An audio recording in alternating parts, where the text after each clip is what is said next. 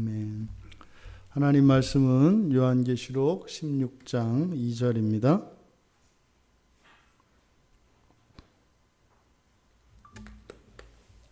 요한계시록 16장 2절 말씀 우리 같이 함께 읽겠습니다. 첫째 천사가 가서 그 대접을 땅에 쏟음에 짐승의 표를 받은 사람들과 그 우상에게 경배하는 자들에게 악하고 독한 종기가 나더라. 아멘. 오늘 16장 계시록 16장 2절에서 우리들에게 가르쳐주는 내용은 간단합니다. 하나님께서 이제 마지막 재앙을 내리셔서 정화시키시는 구원의 일을 하시는데 그 7천사 중에 첫 번째 천사가 땅에 그 첫 번째 재앙이 담긴 대접을 쏟았고, 그러니까 짐승의 표를 받은 사람과 그 우상에게 경배하는 자들에게 악하고 독한 종기가 났다는 얘기입니다. 그런데 지금 여기에서 첫 번째 천사가 한 아주 간단한 이 사실에 대한 보도, 이것은 과거에 우리의 기준으로 볼 때 과거에 이미 일어난 일이기도 하고 현재 우리들의 삶 속에 일어나고 있기도 하고 또 종말론적으로도 성취가 되어지는 사건이다. 그래서 우리가 하나님의 말씀을 들을 때는 우리의 과거와 현재와 미래, 이 모든 시간의 지평이 말씀 앞에 세워져야 합니다. 그래서 정말로 말씀을 통해서 우리의 과거와 현재 미래가 바뀌는 그런 일들이 계속 일어나기를 바랍니다. 그래서 정말 어제와는 완전히 다른 오늘과는 또 완전히 다른 또 다른 하루를 소망하며 살아갈 수 있게 되기를 바랍니다. 지금 2절은 천사들이 순종한 내용입니다. 이제 2절에서부터. 왜냐하면 1절에서 성전에서 난 큰 음성, 주님의 음성이 들렸고요. 그래서 천사들에게 명령을 하셨고요. 천사들에게 내리신 명령은 가라, 그리고 쏟아 부으라 라고 하는 것이었습니다. 그러니까 가서 쏟아 붓는 것, 이것이 순종입니다. 이 첫 번째 천사가 그래서 어떻게 했다고요? 첫째 천사가 가라고 했으니까 간 거예요.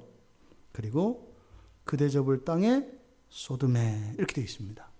그런데 1절과 2절 사이에 좀 차이가 있습니다. 즉 명령과 주님께서 내리신 명령과 그 명령을 수행하는 그 천사들 사이에 좀 차이점이 있는데, 1절에서 지난주 우리가 살펴보았던 것처럼 가라라고 했을 때 여기서는 휘파게테라고 해서 복수형 명령이에요. 너희들은 가라. 그래서 천사가 뭐 이렇게 하나씩 왔다 가고 하는 것이 아니라 동시에 나가는 거다, 이렇게 말씀을 드렸잖아요. 그래서 이 재앙이 동시에 일어남으로써 그 규모나 정도가 훨씬 더 심각하고 큰 것이다. 왜요? 동시에 일어나는 사건이니까. 그래서 복수형 명령으로 되어 있어요. 너희들은 가라. 그러면요, 너희들은 가라 그랬으니까 가라는 명령이 7천사 모두에게 수행이 되어져야 하잖아요. 그런데 2장 1절에서는 첫째 천사가 가서, 그래서 단수형으로 되어 있어요. 그러니까 1절에서 모두 가라고 했는데 그 중에 첫째 천사만 갔다, 이렇게 되어 있어요. 뒤에 둘째, 셋째, 넷째, 다섯째, 여섯째 쭉 7제까지 나오는데 뒤에 있는 천사들에게서는요, 갔다는 이야기가 나오지 않습니다. 그냥 쏟아 부었다라고 하는 이야기만 나와요. 1차적으로 지금 여기서 이렇게 복수형 명령에 첫째 천사만 가라고 하신 그 명령에 순종한 것으로 기록한 이유가 뭘까? 그러니까 우리가 문법적으로는 보통 문장을 사용할 때 반복을 피하는 경향이 있단 말이에요. 그렇죠? 그래서 앞에 사용한 단어를, 한 말을 생략을 해요. 그래서 뭐 예를 들어서 뭐 엄마가 뭐 백설공주가 일곱 난장이에게 가서 뭐 맛있는 뭐 버섯을 따오라고 했다. 그랬을 때 일곱 난장이들이 가서 각자 따왔다. 이렇게 이야기할 때 만약에 이것이 생략하려면 어떻게 됐어요? 그들이 갔다. 그리고 그들은 이렇게 했다 할 때 그들은 갔다. 이렇게 한번 사용하고 그 뒤에는 가서 각자 땄다. 이렇게 나와야 되잖아요. 그러면 만약에 이 갔다라고 하는 이 내용이 1장 2절에서 첫째 천사가 간 것이 일곱 천사 모두가 간 것을 이렇게 대표하는 것으로 썼다고 보기에는 무리가 있는 거예요. 만약에 갔다, 모두 갔다라고 하면 복수형으로 썼어야 된다 이 말이죠. 그들은 갔다. 그리고 나서 첫째는 이런 대접을, 첫째 대접을 부었다. 둘째는 부었다. 이렇게 놔야 되죠. 그러니까 지금 16장 2절에서 첫째 천사가 갔다라고 하는 이 부분은 저도 잘 모르겠어요. 왜 이렇게 됐는지. 다만 일곱 천사 모두 다 바로 16장 1절에서 이야기한 가라는 명령과 쏟으라고 하는 이 명령을 온전히 순종한 것은 누구밖에 없다? 첫째 천사밖에 없다는 것. 이거 외에 다른 이야기를 하게 되면은 이건 너무 억측이 되기 때문에 뭐 이렇게 설명하지 않는 것이 좋을 것 같아요. 다만 일곱 천사 중에 첫째 천사만 온전히 순종했다. 여기까지. 그러니까 사실은 우리가 약간 여기서 그 내용만 가지고 일곱 천사 가운데 한 천사만 순종했다라고 하는 이 내용을 통해서 사실은 그 사탄의 정체, 타락한 천사, 그러니까 천사들에게 하나님 말씀에 절대적으로, 그러니까 기계적으로 복종하는 존재는 아닐 수 있다라고 하는 단서가 어쨌든 여기에 나와요. 그러니까 그 이상의 다른 의미는 우리가 여기서 굳이 생각해 볼 필요는 없습니다. 하지만 첫째 천사만 온전히 순종했다. 이 내용, 이것을 분명히 요한은 뭔가를 얘기하려고 이렇게 썼을 텐데 뭐 성경 어딘가에 있겠죠, 답이. 근데 아직은 제가 모르겠어요. 훗날 뭐 여러분들도 성경을 읽다가 이것과 관련되어진 어떤 발견이 있으면 이제 가르쳐 주시고, 또 저도 훗날 성경을 보다 이걸 알게 되면 이 내용을 좀 더 아주 신나게 설교를 할 수가 있게 되겠죠. 현재는 여기까지. 그래서 천사도 완전한 순종을 할 수 있고 불완전한 순종을 할 수 있다라고 하는, 그래서 천사에 관한 지식에서 이 정도까지만. 근데 어쨌든 이 첫째 천사는 완전한 순종을 했습니다. 그런데 첫째 천사가 가라고 하니까 갔잖아요. 그런데 가다라고 하는 이 단어가 여러 가지가 있는데 1절에서 가라고 명령하실 때 가라고 하는 단어와 2절에서 천사가 갔다라고 하는 이 가다라고 하는 의미는 같은데 그런데 다른 단어를 쓰고 있습니다. 그러니까 1절에서 이 휘파게테라고 한 가라라고 한 이 단어, 이게 이제 휘파고라고 하는 단어에 대해서 지난주 우리가 살펴봤거든요. 그냥 가는 게 아니라 뭔가를 가지고 가는 거다. 누군가와 함께 가는 거다. 사실은 어떤 임무나 목적을 가지고 가는 거예요. 그러니까 마치 전령이나 이런 사신들이 가는 것과 같은. 그러니까 사실은 이것은 주어진 명령의 어떤 권위 아래에서 그 권위에 따라 가는 거예요. 1절에서 사용한 거. 그러니까 내가 너에게 이러이러한 권한을 주고 이러이러한 임무를 주니까 이것을 가지고 가서 임무를 수행해라 라고 하는 명령인 거죠. 그런데 2절 16장 2절에서 첫째 천사가 갔다라고 한 이 단어, 이 단어는 아페르코마이라고 하는 단어인데요. 이 단어는 단순히 장소의 이동을 나타내는 단어예요. 그러니까 어디에서 어디로 갔다, 이것만 나타내요. 그러니까 이것은요 굉장히 기계적인 거죠. 우리가 물건을 들어서 옮기면 강대상에 있던 컵이 저기 주방으로 옮기면 이 컵은 강대상에서 저기로 옮겨졌다, 갔다 이렇게 얘기하잖아요. 그러니까 16장 2절에서 첫 번째 천사가 갔다라고 할 때 이 가다라고 하는 것은 단순히 수동성을 나타내고 기계적인 의미를 나타내요. 그러니까 왜 이렇게 단어를 다르게 썼을까? 이건 뭐겠어요? 이제 천사들이 일곱 천사들이 가서 이제 재앙을 쏟아낼 텐데, 그럼 그 재앙은 힘이 있지요. 힘이 있잖아요. 권능이 나타나잖아요. 그것이 마치 그러니까 그 힘을 행사하면 그게 누구의 힘인 것처럼 보여져요? 천사들의 힘인 것처럼 보여진다 이 말이에요. 그러니까 사도 요한이 이 단어 선택에 있어서 일체 천사들의 주권이나 천사들의 능력과는 완전히 무관한 것이다 라고 하는 것을 강조하기 위해서, 그러니까요 우리들로 하여금 그 천사들에 대한 어떤 능력이나 주권적인 이런 측면들을 고려하지 않도록 완전히 배제시키려고 하는 목적을 가지고 있는 것 같아요. 이 이야기를 우리들의 삶 속에 적용을 하면 사실은 우리의 생활 속에서 일어나는 모든 일들은 누구의 주권이에요? 하나님의 주권이에요. 하나님의 절대 주권이라는 것은 사실 말입니다.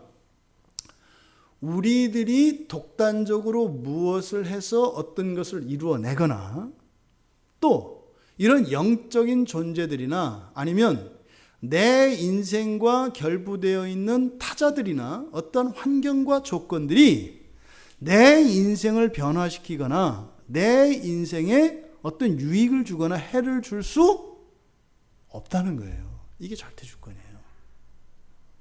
지금 이 부분을 여기서 강조하고 있는 겁니다. 그래서 우리가 정말 두려워해야 하는 것은 오직 누구뿐이에요? 여호와 하나님 한 분이십니다. 그런데 사실 우리가 이렇게 신앙이 자라가면서 하나님 나라를 향해서 한 계단 한 계단 올라갈 때 한 계단 한 계단 올라가면서 우리에게 일어나는 많은 변화가 있고 또 우리가 신자들에게 일어나는 그 신묘막측한 존재의 변화에 대해서 로마서에서 우리가 살펴봤지 않습니까? 그런 존재론적인 변화가 있는데 부분적으로 우리들 안에 일어나는 변화 중에 하나가 뭐냐면 두려움의 대상이 줄어드는 거예요. 두려움의 대상이 하나씩 사라지는 겁니다. 그러니까 신앙의 계단을, 신앙의 수준을 이렇게 계단으로 우리가 비유한다면 한 계단 한 계단 올라갈 때마다 사실은 우리에게 두려움을 일으켰던 그 대상들, 이것이 어떻게 돼요? 하나씩 떨어져 나가는 거예요. 그럼 마지막에 단계에 가면 어떻게 되겠어요? 오직 여호와 하나님 한 분만 두려워하는 거예요. 이 세상도 두려워하지 않고 또 그 누구도 두려워하지 않는, 하나님도 두려워하지 않으면 안 돼요. 그래서 이렇게 넘으면 안 돼요. 오늘 낮에도 제가 지금 우리가 그 계시록과 로마서를 이렇게 보면서 드는 질문이 아니라 이렇게 가르쳐 주신 이 하나님의 말씀과 깨달음이 정말 이렇게 통전적으로 이해가 되고 그동안 가지고 있었던 풀지 못했던 신앙의 질문들이 풀리고 설명이 된단 말이에요.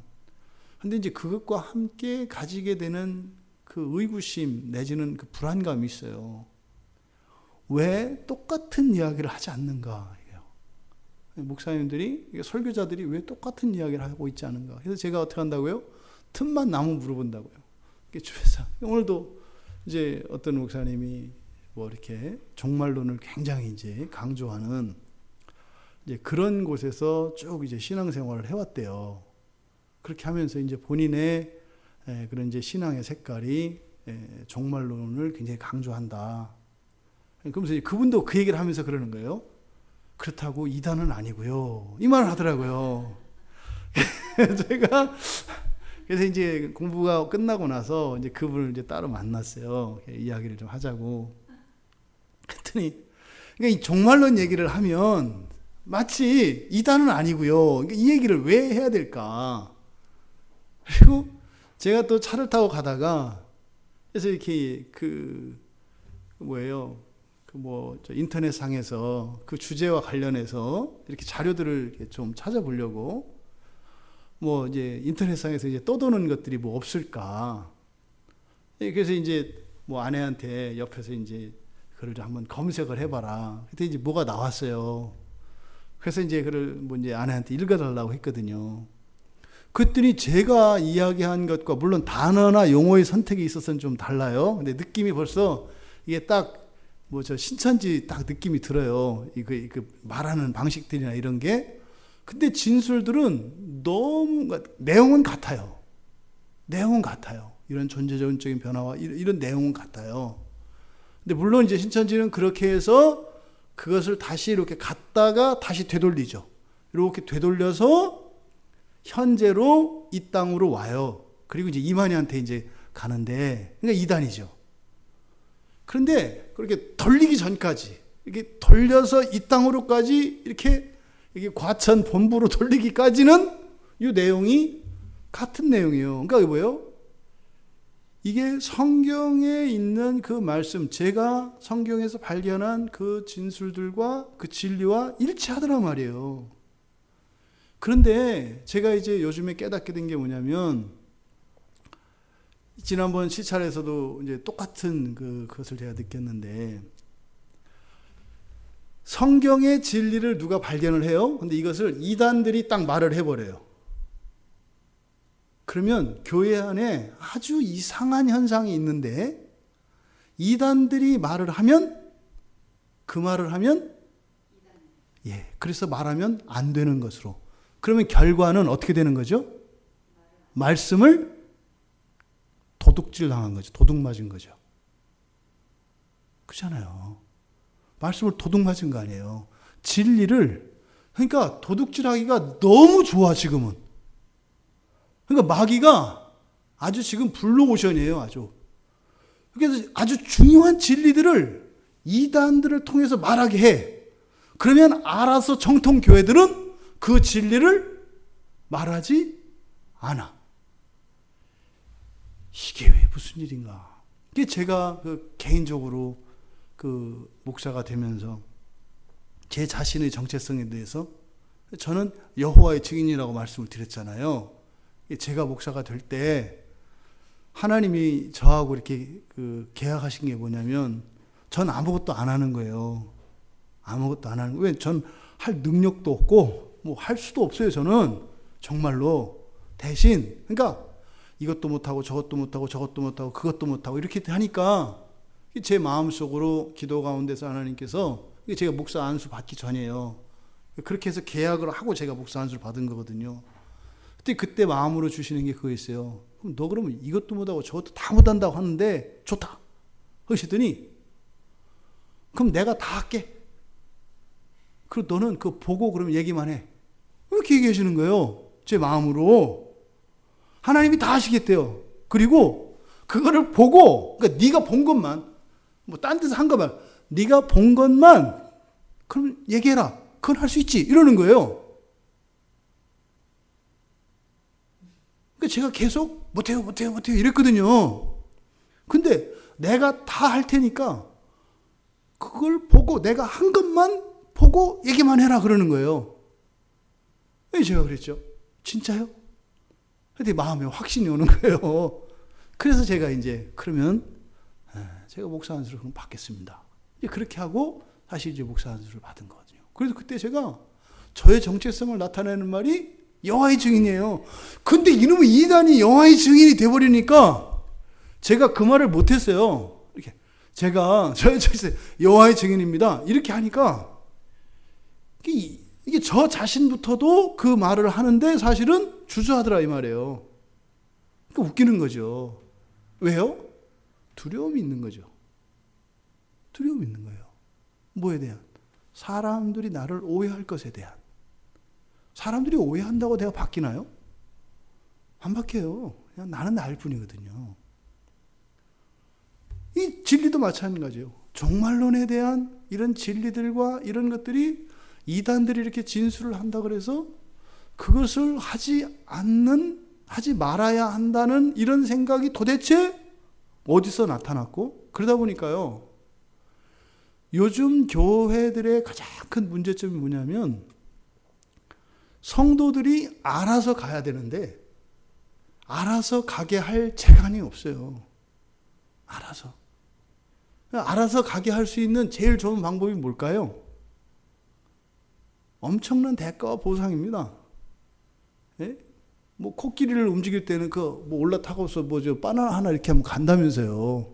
예? 코 안 닿는 그 앞에다가 막대 끝에다가 이렇게 바나나 매달아서 하면은 뭐 코끼리가 계속 간다면서 이렇게 틀면 틀고.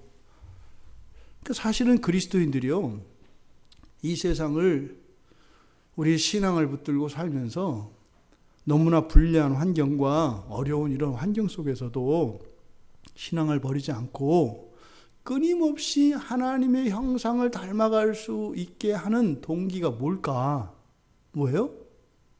남아야 돼요. 남는 장사해야 된다 이 말이에요. 이게 남는 거다라고 하는 확신이 있으면 가지 말라고 해도 가죠. 그럼 목사들이 이제 아유, 성도님들 좀 천천히 가세요. 내가 못 따라가겠어요. 이런 분위기가 되는 거예요, 사실은. 그 가치를 정확히 알면. 근데 그 가치가 뭐예요? 우리 그리스도인들에게 최고의 가치가 뭐예요? 그 부활 이후에 하나님 나라에 하나님과 함께하는 것이거든요. 근데 그게 뭐냐? 한번 여러분 주변에 이렇게 만나는 사람들마다 기독교인들한테 한번 물어봐 보세요. 너무나 어이없을 정도로 하나님 나라에 대한 이 개념이 막연하고 모호해요. 그러니까 신앙을 붙들고 살아야 할 이유와 목적이 없어요. 그러니까요, 교회 안에서 어떻게 돼요? 이건 막 그냥 훈련에 뭐에 막 해서 그냥 뭐 리더십에 뭐에 이렇게 해가지고 으쌰으쌰으쌰 해가지고 막 하게 하는. 근데 언젠가는 뭐 끊어지는 거죠. 지금 우리가 보고 있는 이 계시록, 이것은 사실은 그 종말 이후에 대한 분명한 그림을 우리에게 줘요. 그러니까 이것을 우리가 확실히 깨닫는다면 우리가 그렇게 세상에서 두려워하고 고민하고 갈등하는 일들이 사실은 어떻게 돼요? 그냥 저절로 사라지게 되는 거예요. 사라지게 되는 거. 그런데 우리는 그 두려움, 가져야 되는 두려움이 여호와 하나님 한 분이다. 근데 사실은 뭐예요? 우리가 걱정하고 염려해야 되는 건 몇 가지예요? 하나라고요, 하나. 근데 우리는요, 무진장이에요, 무진장. 그러니까 그 무진장 중에서 진짜가 뭔가를 찾아서 막 헤매는 거죠. 그러니까 지금 여기서 사도 요한이 이렇게 이 단어를 구별해서 마치 천사들이 가서 하는 이러한 것들은 천사들의 권능과는 전혀 상관이 없는 기계적인 것이다 라고 하는 것은, 바꾸어 말하면 우리 신자들이 이 세상을 살아가면서 사실은 우리가 염려하고 마음을 기울여야 되는 것은 뭐예요? 오직 하나님 한 분이시라는 거예요. 그 외에 다른 것들에 대해서는 사실은 우리가 두려워할 필요가 없는 거죠. 이 이야기는 여호와 하나님 이외에 다른 것을 두려워하지 말라고 하는 것은 신구약 성경 전체를 관통하는 사상입니다. 그래서 오직 두려워할 것은 여호와 하나님 한 분이다. 나머지는 하나님이 알아서 하신다는 거예요. 내가 가서 너희들을 구원하겠다. 그 대표적인 부분이 이사야서 35장 4절에 겁내는 자들에게 이르기를, 이 말이에요. 겁내는 자들에게 이르기를. 겁내는 자가 누구예요? 나예요, 나. 그래서 겁낸다는 것은 뭐겠어요? 걱정, 근심, 염려, 이게 다 겁내는 거예요. 이 두려움에서 모든 걱정이 생겨나거든요. 그러니까 겁내는 자들에게 말해라. 뭐라고요? 굳세라. 굳세라는 말이 뭐겠어요? 두려워하지 말라는 거예요. 어떻게 하라는 거예요? 오직 여호와 하나님 딱 한 가지만 걱정하면 된다 이 말이에요. 딱 한 가지만 걱정하면 된다. 이게 굳세라는 거예요. 한 가지만 걱정하면 돼. 왜요? 나머지는 보라 너희 하나님이 오사 보복하시며 갚아주실 것이라. 하나님이 오사 너희를 구하시리라. 보복하시고 갚아주신다. 이런 거죠. 우리가 하나님 한 분만을 두려워하며 인생길을 가요. 그랬더니 시험이 와요. 그것 때문에 환난이 오고 피해를 입었어요. 그러면 바로 AS 기사가 바로 온다는 거예요. 와서 어떻게 한다는 거예요? 그 피해 있고 고장난 그것을 고쳐주시고, 그리고 그것 때문에 지체되었던 시간과 그런 피해, 거기다 위자료까지 얹어서 분명하게 보상을 해주시겠다는 거예요. 그러니까 우리가 두려워할 필요가 있어요, 없어요? 없죠.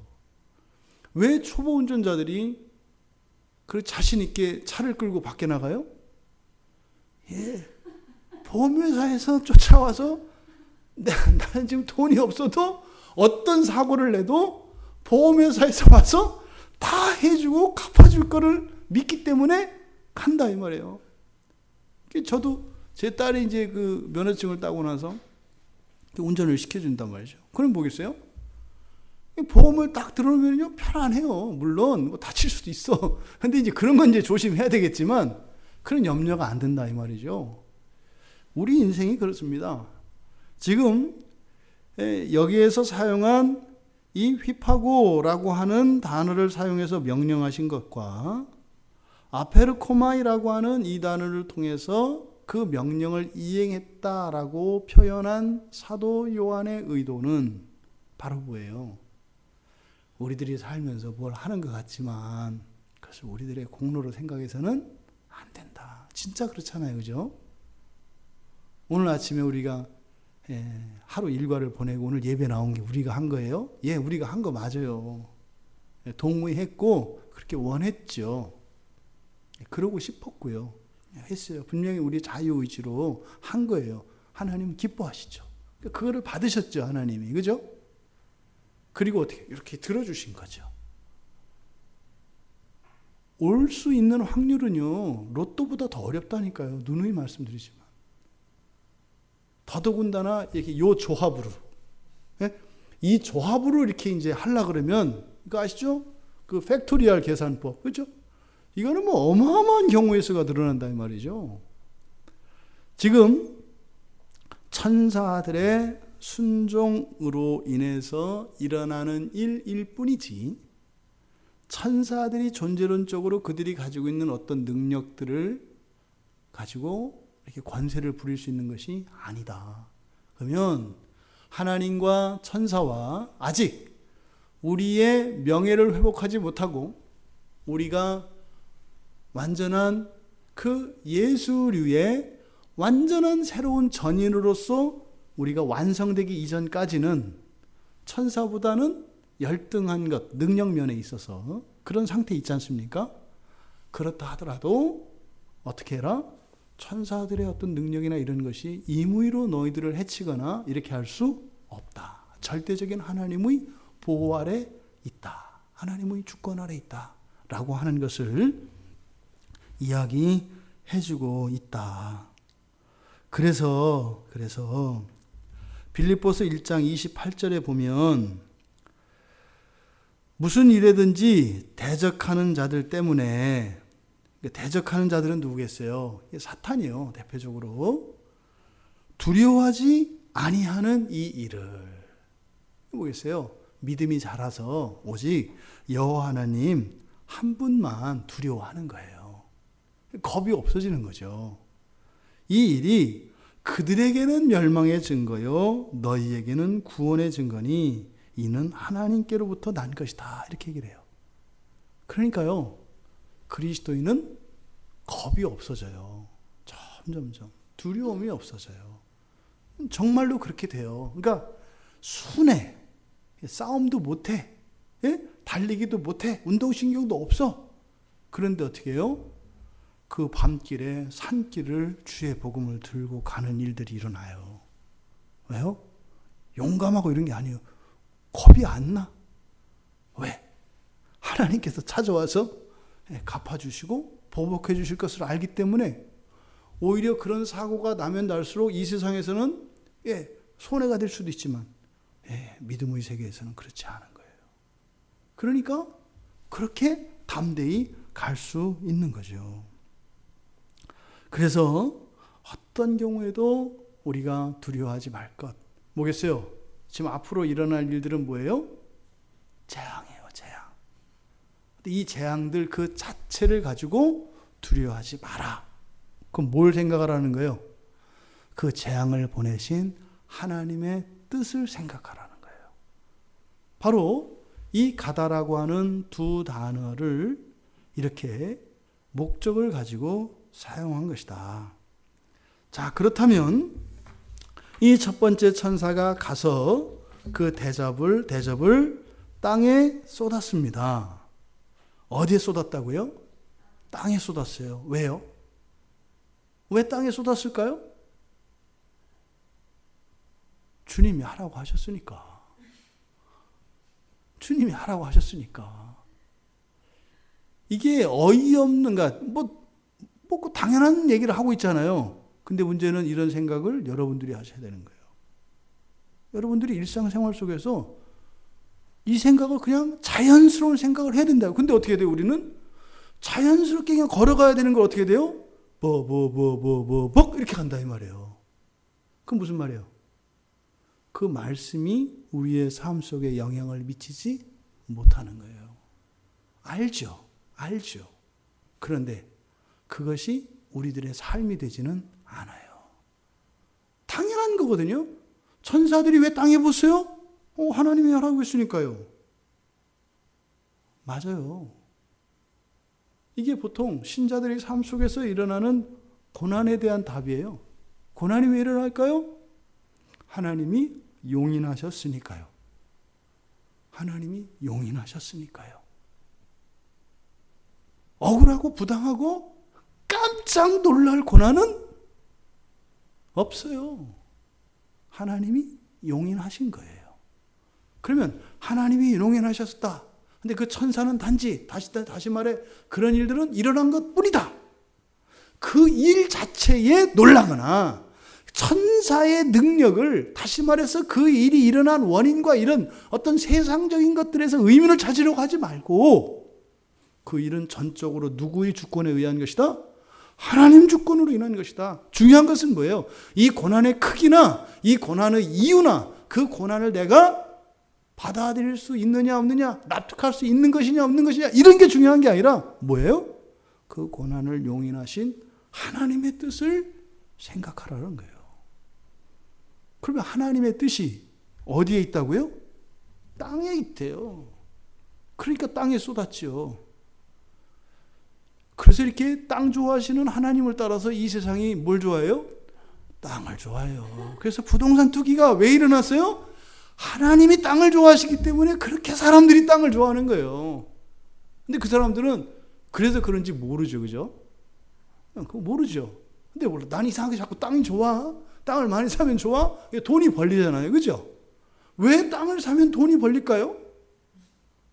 거기서 뭐 시장의 법칙이나 이런 것을 할 게 아니라 원리적으로 왜 땅을 사면 돈이 될까? 어떤 거는 돈이 되기도 하고 어떤 건 안 되기도 하잖아요. 근데 땅은 전 세계적으로 지금까지 돈이 돼요. 그럼 왜 그럴까? 땅은 좋은 거네. 예? 땅은 좋은 거예요, 땅은. 뭔지 모르지만, 예? 절대로 제가 부동산 투기 하라는 얘기도 아니고, 지금 땅을 이렇게 팔아서 돈 남기는 게 그럴 수 있다라고 하는 게 아니라, 그 땅에 대한 그 개념, 의미만을 지금 말하기 위해서 이렇게 얘기를 하는 겁니다. 그러니까 하나님은 어디에 관심이 있으세요? 땅에 관심이 있으세요. 맨 처음에 하나님이 창조하신 게 뭐예요? 하늘과 땅이죠. 하늘과 땅을 창조하셨잖아요. 지금 여기서 첫째 천사가 대접을 쏟은 땅, 이 땅 앞에 정관사가 붙어 있어요. 그 땅에 쏟음에. 그럼 여러분들은 이 뭘 생각하셔야 돼요? 그렇죠. 저주받은 그 땅. 저주받은 그 땅에 쏟았다고요. 우리가 소독약을 어디에 갖다 부어요? 상처난 곳에 갖다 부어요. 소독약 갖다 부으면 어떻게 돼요? 통증이 분명히 부글부글 끓어오르고 통증이 반드시 동반이 돼요. 그러니까 상처는 저주받은 그 땅에 재앙이라는 게 뭐라고 그랬어요? 안에서 나온 것이고 이거는 악한 것이 아니라 선한 거다 그랬잖아요. 그러니까 이 재앙의 목적 자체가 뭐예요? 이런 질병과 이러한 부패로부터의 회복을 위해서 주어지는 것. 하지만 그 효과가 일어나기 위해서는 고통을 수반하기 때문에 우리들의 입장에서는 그것을 재앙이라고 한다. 재앙이라고 한다. 그러니까 지금 그 땅, 바로 저주받은 그 땅이에요. 근데 하나님이 맨 처음에 창조하셨던 그 하늘과 그 땅은 사실은 처소 개념이에요. 그 하늘은 하나님의 처소. 그 땅은 사람의 처소. 그리고 이 세상에 있는 모든 피조물들의 처소. 그런데 그곳 가운데 하나님과 사람이 함께 공유하는 공간이 있어요. 어디죠? 아니, 그 창조 때 에덴 동산이에요. 그러니까 창조 때 새 공간이, 새 처소가 나와요. 하나님만 거하시는 독점적인 처소로서 하늘. 그리고 사람들에게 권리를 완전히 위임해 주신 사람들의 그런 통치 영역인 그 땅. 그런데 하나님과 사람이 미러를 나누는 고요한 곳, 거기가 바로 에덴 동산이에요. 에덴 동산. 거기서 죄를 통해서, 죄를 지음으로써 어떻게 됐어요? 쫓겨나잖아요. 쫓겨난 게 뭐가 된 거예요?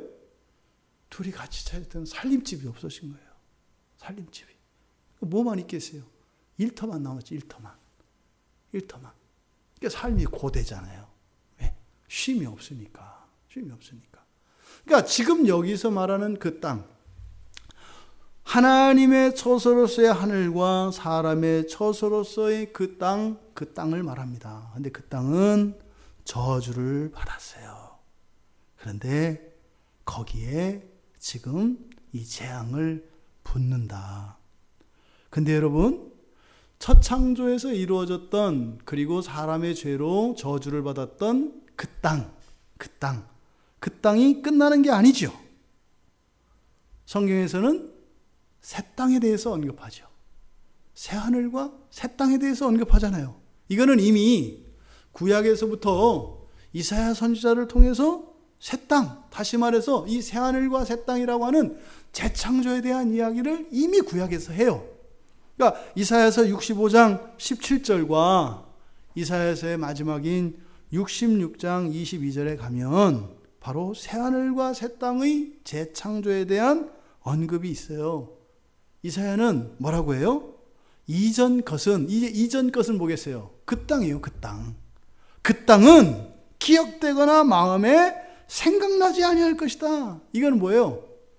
가치가 비교할 수 없을 정도로 다르다 이 말이에요.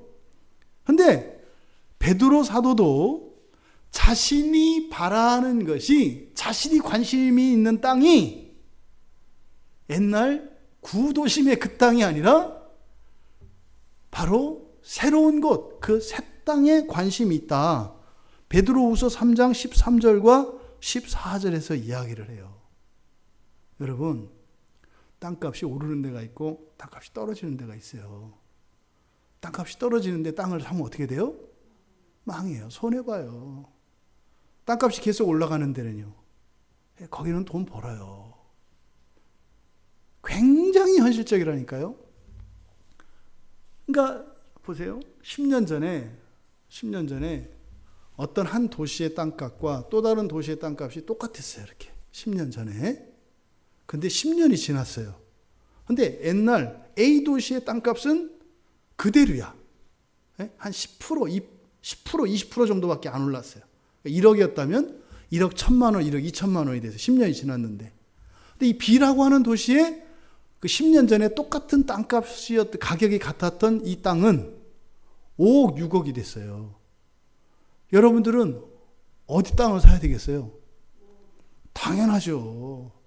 오르는 데를 사야죠. 그러니까 이사야 선지자가 뭐라고 그랬어요? 그 땅은 남는 거 없다. 그 땅은 사고 싶은 마음도 안 든다. 그 얘기예요. 이전 것이 생각나지 않는다라고 하는 말이 그 얘기를 똑같이 베드로 사도도 했다니까요. 나도 그 땅을 바라봐. 그러니까 이사야 선지자나 베드로나 살려고 하는 땅이 같아요, 틀려요? 같다 이 말이에요. 그 땅을 성경에서는 뭐라고 해요? 새 땅이라고 한다. 새 땅. 이 땅은요, 성경의 굉장한 관심사예요. 이 땅이라고 하는 단어가 한 1000번 정도 사용돼요. 굉장히 빈도수가 높은 겁니다. 이 땅이라는 말이, 그러니까 한 단어가 1000번 정도 사용되면 굉장한 빈번도예요. 근데 하늘도 중요하잖아요. 그죠? 근데 하늘은 반 정도밖에 안 돼요. 그러니까 성경은 하늘과 땅 중에서 어디에 관심이 더 많아요? 땅에 더 관심이 많아요. 땅에. 근데 하늘도 중요해요. 근데 그 가운데에서도 땅이 훨씬 더 중요해요. 그런데 이게 계시록에 들어오게 되면 그 땅, 그 하늘이 아니라 뭐예요? 새 하늘과 새 땅. 그 가운데에서도 새 땅에 관심이 있어요. 새 땅에. 그러면 이 새 땅이 가지고 있는 의미는 뭘까? 요한계시록 21장 1절과 3절에 보면 한번 볼까요? 요한계시록 아주 기가 막힌 얘기가 나와요. 21장 1절에서 3절까지 우리 같이 한번 읽어볼게요.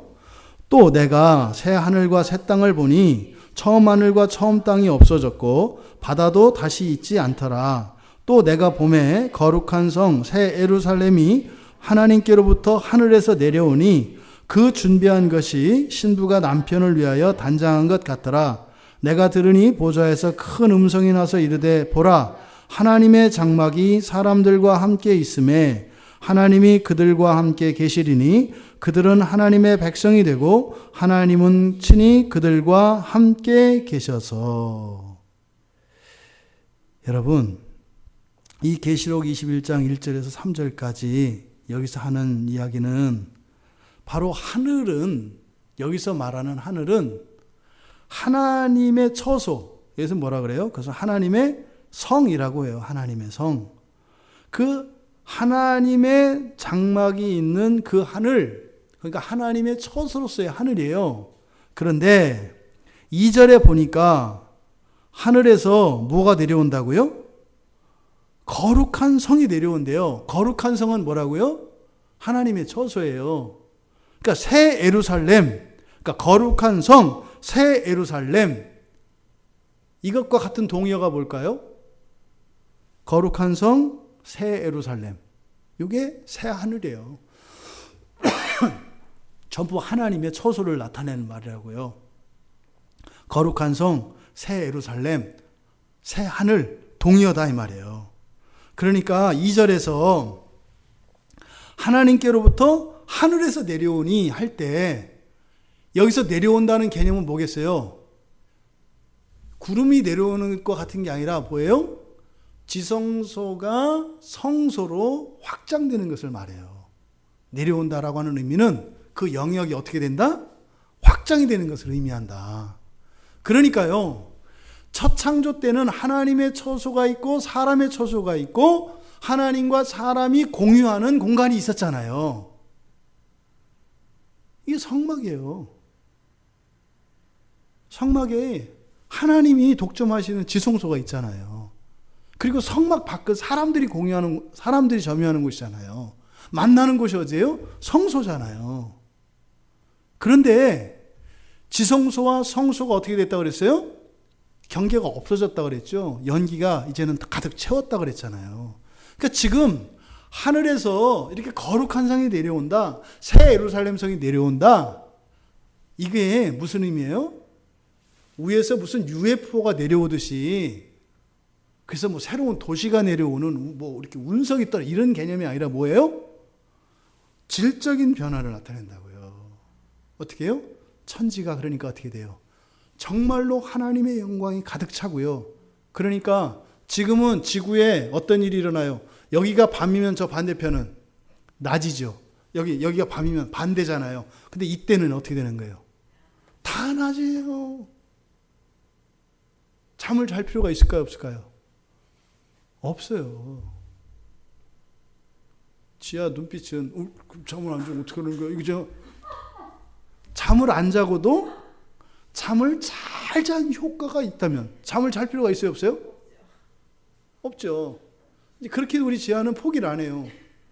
왜? 그렇다 하더라도 단지 뭐 피곤하지 않은 것만이 아니라 잠이 주는 그 짜릿한 그 기쁨이 있는데 그런 게으름도 만끽할 수 있다면 좀 동의가 되죠? 그런 모든 만족이 자지 않으면서도 잘 때 누리는 만족을 능가하는 하나도 빼지 않고 하나도 빼지 않고 그게 있다면 잘 필요가 없는 거죠. 그러니까 지금 여기서 거룩한 성이 내려온다, 새 예루살렘 성이 내려온다라고 하는 의미는 뭐예요? 구별이 없어지는 거예요. 경계가 없어지는 거예요. 여기서 그 뒤에 바로 뒤에 보면은 뭐예요? 3절에 아니죠. 1절 끝에 바다도 다시 있지 않더라. 요 해석도 이것도 이렇게 논쟁해요, 사람들이. 이 다음에 새하늘과 새 땅에서는 바다가 있나요, 없나요? 이 얘기를 하거든요. 그러니까 헬라어 원전에는 어떻게 되어 있냐면 그 바다도 더 이상은 없으며 이런 뜻이에요. 그러면은 바다 자체가 없다는 거예요. 아니면 첫째 창조에 있었던 그 땅, 그 하늘, 그 바다가 다른 바다가 된다는 거예요. 물론 해석은 둘 다 가능해요. 그런데 만약에 바다가 없다 그럴 때는 실제로 관사를 쓸까요, 안 쓸까요? 안 써요. 바다 자체가 없어지는 거니까. 그런데 그 바다 하면 어떻게 되는 거예요? 그게 없어지는 거예요. 그게. 그러니까 정리하세요. 이 다음에 21장 가서 또 얘기하겠습니다만 하나님의 처음에 창조하셨던 첫 창조는 재창조의 원형이에요. 그러니까 그것과 관계가 있다 이 말이에요. 첫 창조의 창조 질서에서 보면은 하늘과 있고 땅이 있어요. 근데 땅에는 바다와 육지로 나뉜 구분이 있잖아요. 그러면 바다와 육지는 분명히 있어요. 왜? 바다가 없어지면 그러면은 바닷속에서 사는 생물들은 어떻게 되는 거예요? 그럼 개들이 진화해서 갑자기 날개 달고 날아오나요? 그러니까 그냥 상식적으로 생각해도 말이 안 되잖아요. 근데 어떻게 해요? 성경 하나를 잘못 해석하고 그거를 막 우기려고 한단 말이에요. 그러면 하나님이 만드신 그 예쁜 물고기들과 이런 것들은 다 잘못된 창조가 없어지는 거예요? 아니라니까요. 그 바다와는 완전히 구별되는 바다. 우리가 앞에서 봤잖아요. 그 바다가 어떤 바다예요? 유리바다라고 했다고요. 유리바다. 뭔지는 몰라요. 근데 유리바다라고 했다 이 말이에요. 그러니까 바다 자체가 없어지는 것은 아니다. 그래서 이 계시록과 관련해서 사람들이 오해하고 있는 부분 하나를 정리하고 넘어가자. 그러니까 바다가 있다 없다? 있다. 근데 지금 우리가 보는 이런 바다는 아니다. 이렇게 여긴 정리하고 어쨌든 다시 우리가 우리 본문으로 돌아가서 그러니까 계시록 21장에서 1절에서 3절까지 이야기하는 여기는 뭐겠어요? 그 새하늘, 그 하나님의 새하늘과 새 땅, 다시 말해서 새하늘과 새 땅은 사실은 뭐예요? 에덴 동산의 확장이라고 할 수가 있겠죠. 처소 개념으로 볼 때 하늘은 하나님의 처소, 땅은 사람의 처소, 에덴 동산은 하나님과 사람이 함께 공유하는 공간, 그렇죠? 그러니까 이 새하늘과 새 땅은 바로 뭘 얘기해요? 새하늘, 새 땅은 첫 하늘과 첫 땅에서의 구분된 영역이 아니에요. 그럼 뭐예요? 에덴 동산이라고요. 에덴 동산. 이게 하늘에서 내려온다고 하는 개념이다. 그러면 그 전에 해결돼야 되겠죠. 뭐가? 그 땅이 해결돼야죠. 그러니까 왜 첫 번째 천사가 땅에다 이것을 부었겠는가? 하나님이 시키신 건데 하나님이 왜 시키셨겠는가? 하나님 뭐예요? 빨리 같이 하는 공간을 빨리 만들고 싶은 거예요. 뭐로?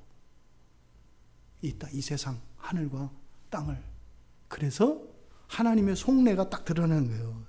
첫 번째 천사 쏘는 거, 하나님이 땅에 관심이 많구나.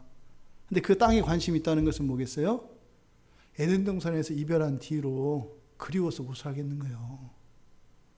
그 그리움이 너무 크다 보니까 이렇게 들키신 거지, 이렇게. 첫 번째 천사, 야, 너 가서 땅부터 우선 이렇게 정리해보니 이렇게 한 거죠. 그러니까 그 땅이라고 하는 의미가 바로 이런 거다.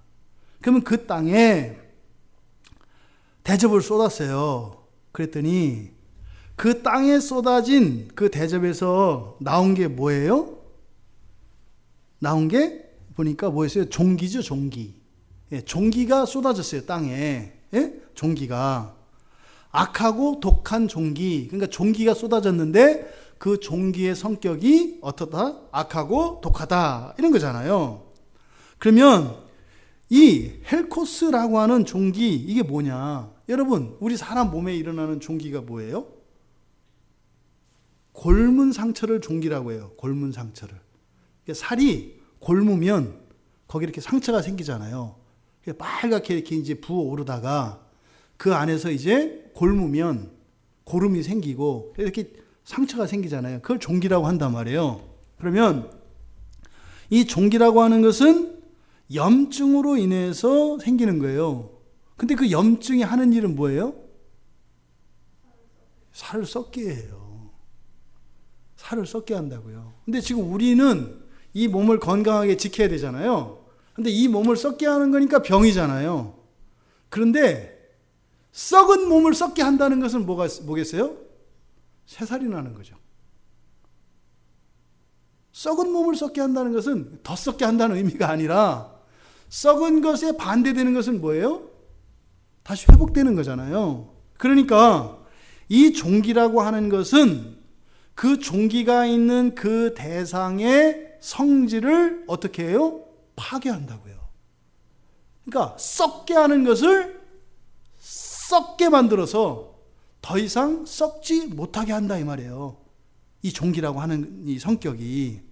그러니까 이 종기의 성격을 나타내는 악하고 독하다라고 하는 말이 우리들이 일반적으로 생각하는 악하고 독하다고 하는 것의 개념과 좀 다르죠. 여러분, 선한 시민에게 악하고 독한 사람들은 어떤 사람들이에요? 살인 강도 이런 사람들이죠. 네? 그럼 살인 강도들에게 악하고 독한 건 누구예요? 일명 곰들이죠. 곰은 형사들의 은어입니다. 예. 그리고 깡패들은 형사들을 곰이라고 합니다. 그러니까 이런 나쁜 악당들에게 있어서 가장 악한 존재는 누구예요?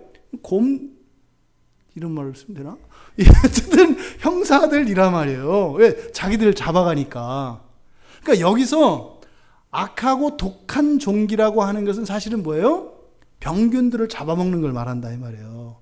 이 첫 번째 나팔재앙이라고 하는 것이 나팔재앙이 아니라 대접재앙에서 나온 이 종기가 악하다, 카코스라고 하는 말이에요. 악하다, 카코스.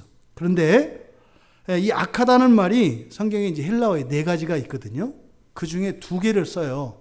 이 카코스라는 말과 포네로스라고 하는 말, 요거를 악하고 독한이라고 번역을 한 거예요. 성격은 비슷해요. 둘 다. 근데 악하고 번역되어진 이 카코스라고 하는 말은 우리의 내면의 악과 부패를 일컫는 말이에요. 그러니까 우리 안에 있는 악, 이것을 나타낼 때 카코스라고 해요. 그러니까 어떤 행동이나 생각이나 이렇게 나쁜 의도를 가지고 하는 거 있잖아요. 그때 나쁜 의도할 때 그건 뭐겠어요?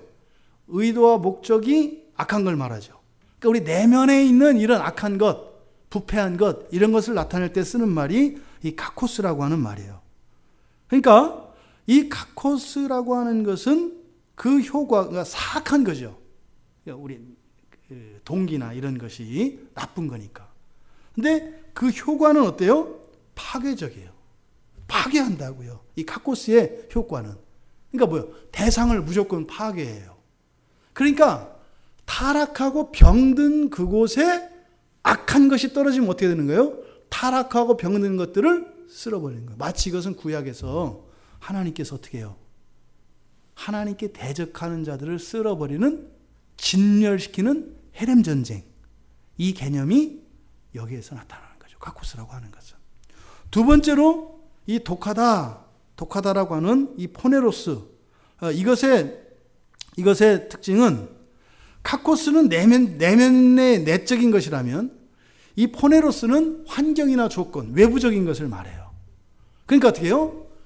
속으로부터 겉에까지 다 썩게 만들어 파괴한다 이 말이에요. 이 종기의 특성이. 그런데 이 독한이라고 하는 이 말에는 성가심과 수고와 괴로움과 고통이 가득 찬 것을 말해요. 독하다라고 하는 말은. 그러니까 이런 환경과 조건들의 이런 상태를 바꾸는데 거기에는 뭐가 동반이 된다? 이런 번거로움과 고통과 수고로움이 동반된다라고 하는 것을 나타내요. 이 외에 뭐 또 다른 이제 악하다라고 하는 말이 있어요. 그래서 뭐 질이 떨어지는 뭐 이런 말들, 뭐 그거는 뭐 보통 이제 너무 익어서 사프로스라고 하는 말이 있어요. 사프로스라고 하는 말은 똑같은 의미로 번역이 돼요. 그런데 이 사프로스는 왜 악하냐? 그것은 너무 익어서. 그러니까 채소나 동물들에게 사용해요. 그러니까 이렇게 여러분들이 집에다가 1+1이라고 그래가지고 싸다고 사놨다가 결국에는 쓰레기 봉지를 써야 되는 이런 경우가 생기잖아요. 그렇게 악하다. 이게 이제 사프로스예요. 동물도 마찬가지예요. 동물들도 이렇게 이제 뭐 고깃소를 한다든지 뭐 닭이라든지 뭐 돼지 이런 것을 할 때 그 타임을 놓치면 어떻게 돼요? 그리고 고깃값이 떨어져요. 그러니까 바로 이걸 나타내는 말이 사프로스라는 말이에요. 이제 또 하나 있는 것은 위에서 이야기한 포네로스보다 더한 상태를 나타내는 말. 이렇게 4개의 단어가 있는데 여기서 사용한 것은 카코스와 포네로스. 그러니까 무슨 의도겠어요? 안과 밖 이거예요. 안과 밖의 모든 것들을 어떻게 해요? 다 파괴한다라는 거예요. 근데 지금 파괴하는 대상이 좋은 거예요? 나쁜 거예요? 나쁜 거. 왜요? 그 땅을 새 땅으로 만들기 위해서. 그러니까 여기서 지금 악하고 독한 종기라고 하는 것은 사실은 뭐겠어요? 하나님과 함께 거하는데 걸림돌이 되거나 부족한 모든 것들을 완벽하게 그 속에서부터 겉까지 싹 다 제거한다는 거예요. 진멸하는 거죠. 그러니까 이 악하고 독한 종기라고 하는 것은 구약에서 진멸을 의미해요. 진멸을. 그래서 어떻게 해요? 하나님과 성도의 순결한 처소가 더럽혀지지 않도록 완벽하게 그 땅을 바꾸려고 하는 목적이 바로 첫 번째 천사가 쏟아낸 첫 번째 재앙이다. 그래서 그 재앙의 대상이 되는 사람들, 그러니까 뭐겠어요? 하나님이 제거하려고 하는 것이 무엇인지를 가르쳐 주는 것이겠죠. 그 뒤에 보니까 누구예요? 누구에게 쏟아져요? 짐승의 표를 받은 사람들. 두 번째, 그 우상에게 경배하는 사람들. 짐승의 표를 받은 것과 우상에게 경배하는 것을 나누어서 설명을 합니다. 경배하는 것은 제의와 관계되어 있죠. 종교, 신앙과 관계되어 있다 이 말이에요. 그러니까 뒤에 나온 그 우상에게 경배한다라고 하는 것은 거짓 종교, 잘못된 신앙을 이야기하는 거겠죠. 그 앞에 짐승의 표를 받은 것은 뭐라 그랬어요? 그것의 유익을 누리는 사람들입니다. 짐승의 표를 받은 사람들이 우상에게 경배하는 사람들은 아닙니다. 하나님을 섬기는 사람들도 짐승의 표를 받습니다. 그러니까 그 우상으로부터 일체의 유익이나 또 우상을 경배하지는 않을지라도 조금이라도 그 우상과 관계되어 있는 모든 사람들 안에 뭐가 생긴다고요? 바로 악하고 독한 종기가 생긴다. 근데 이건 뭐겠어요? 죽인다고 안 하고 뭐라 그래요? 악하고 독한 종기라 그래요. 뭐래 우리는? 차라리 죽여라. 이러잖아요. 근데 하나님은 죽여요, 안 죽여요? 안 죽이세요. 종기를 통해서 어떻게 하신다고요? 그 썩은 것들을 다 썩게 하시고 그리고 거기에 새살이 나게 하시겠죠. 부활을 통해서. 결국 땅에 내린 이 첫 번째 재앙은 참된 신앙에서 벗어나 우상에게 경배하거나 또 그것의 위협에 굴복하고 그것의 작은 유익 때문에 신앙과 반하는 삶을 사는 모든 악들을 제거하는 과정이 바로 첫 번째 대접이다. 악을 악으로 제거하시는 하나님. 선은 쓰기가 아까워. 그러니까 악을 바꾸실 때는 어떻게 해요? 악을 써서 악을 바꾸시는. 선은 아까워요. 절대로 그 순결을 그렇게 하지 않으세요. 악으로 악을 바꾸시는 그 하나님의 놀라운 이 재창조의 섭리를 이 첫째 천사가 쏟은 첫 번째 대접의 재앙을 통해서 우리가 살펴봤습니다. 여러분, 이 재앙은 두려운 것이 아니라 사실은 뭐예요? 우리들의 보험이에요. 하나님, 제가 게으르고 끝까지 회개하지 않고 이렇게 했을 때 하나님께서 반드시 우리의 악을 제거하시고 하나님이 만드시는 그 새하늘과 새 땅에서 영원히 함께 거하시게 하시겠다고 하시는 하나님의 결연한 의지, 그 불변의 하나님의 뜻을 이 재앙을 통해서 우리들에게 보여주고 계십니다. 하지만 이 재앙에 대한 계시를 주시는 1차적인 목적은 우리들에게 무엇을 말씀하시고자 하는 것이라고요? 고되다는 거예요. 이것은 굉장히 고되다. 거기에는 고통과 우리가 상상할 수 없는 많은 힘듦이 있다. 그래서 어떻게 하라는 거예요? 이 세상 사는 동안에 바로 그런 문제들을 해결해라. 또 이 세상 사는 동안 우상을 경배하지 않고 짐승의 표를 받지 않고 살아가는 것으로 인해서 생기는 불편과 고통과 고난이 그때 겪을 것에 비하면 훨씬 작다는 거예요. 그것을 가르쳐 줌으로써 우리들이 우리 신앙을 버리고 세상과 타협하고자 할 때 우리의 마음을 다시 한번 제갈먹이게 해주시고 더 다시 한번 용기를 내고 굴복하지 않는 불굴의 신앙을 갖게 해주시고자 하는 것이 이 말씀을 주시는 목적이다. 여러분, 그날이 반드시 옵니다. 그날이 올 수도 있고 안 올 수도 있다라고 하는 흐릿한 생각이 사실은 우리들의 현재의 삶 속에서 분명하지 않은 신앙의 태도를 가지고 살게 합니다. 그러니까요, 알아야 면장한다. 알아야 면장한다. 이게 무슨 말인지 아세요? 알아야 면장한다?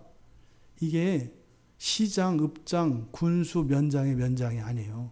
알아야 면장. 이게 공자가 한 말이거든요. 면장이라고 하는 것은 면은 벽이고요. 장은 넘는다는 뜻이에요. 그래서 다른 사람들은 넘지 못하는 어떤 어려움과 난관, 벽이죠. 벽이 생겼을 때 누구만이 그걸 넘을 수 있다? 아는 사람만이 그 벽을 넘을 수 있다. 이게 알아야 면장이에요. 우리가 그렇게 신앙의 고민과 갈등, 왜 이럴까 하는 이게 뭐예요? 그 이유가 뭐라? 몰라서 그렇다. 뭘 몰라서? 바로 종말에 일어날 그 일을 모르기 때문에 사실은 우리가 우리의 신앙 앞에 나타나는 이런 장애들을 넘지 못하는 것이다. 믿음이 부족해서도 아니고 하나님이 나를 구원했는지 안 구원했는지 이것도 아니고 뭐예요? 종말에 일어날 그 일들에 대한 무지. 이것이 사실은 오늘날 현재의 삶 속에서 일어나는 모든 갈등과 불안의 이유인 것입니다. 이 계시록 말씀을 통해서 우리가 더욱 확정적으로 그렇게 분명한 그리스도인의 삶을 살아갈 때 그렇게 정말 생생한 그 성령 하나님의 구원의 역사가 우리들 삶 속에서 일어날 줄 믿습니다.